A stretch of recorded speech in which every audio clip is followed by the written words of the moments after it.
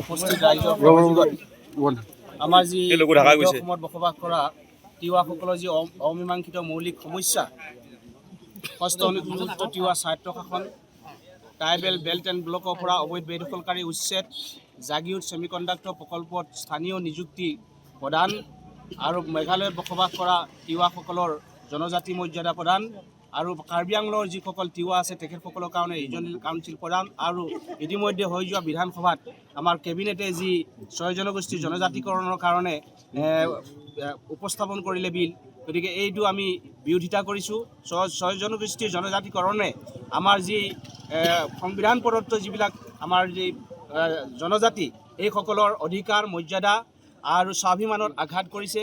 এই বিলখন কোনো কাৰণতে আমি মানি ল'ব নোৱাৰোঁ। ইতিমধ্যে আমি বহুত দিন ধৰি সংগ্ৰাম কৰি আছোঁ। তিৱা স্বায়ত্ব পৰিষদ অনুষ্ঠিত হোৱা দিন ধৰি 1950 চনৰ আজিলৈ 30 বছৰ হৈছে। এতিয়ালৈকে আমি সদায় কয় যে তিৱা স্বায়ত্ব পৰিষদ ভাৰতীয় সংবিধানৰ ষষ্ঠ অনুচ্ছেদ অন্তৰ্ভুক্ত কৰিব লাগে, এতিয়ালৈকে কৰা নাই তেওঁলোক। লগতে আমি ষষ্ঠ অনুচ্ছেদ সদায় ট্ৰাইবেল বেলেঞ্চ ব্লকৰ পৰা আমি সদায় বিচাৰি আছোঁ যে যিবিলাক অবৈধ বেদখল তেওঁলোক উচ্ছেদ কৰক, এতিয়ালৈকে কৰা নাই। আৰু তাৰ পিছত এতিয়া য'ত নেকি 6 জনগোষ্ঠী জনজাতিকৰণৰ এটা ব্যৱস্থা কৰিছে, ইয়াৰ জৰিয়তে আমাৰ যিসকল আমাৰ 14টা যি জনগোষ্ঠী জনজাতিকৰণৰ যি মৰ্যাদা পাই আছে তেওঁলোকক বৃহৎ হানি হ'ব আৰু এই হানিবোৰ আমি সহ্য কৰিব নোৱাৰোঁ। যদি চৰকাৰে এইবিলাক দাবী মানি নলয় তেনেহ'লে অনাগত সময়ত আমি জংগী আন্দোলন কৰিবলৈ বাধ্য হ'ম।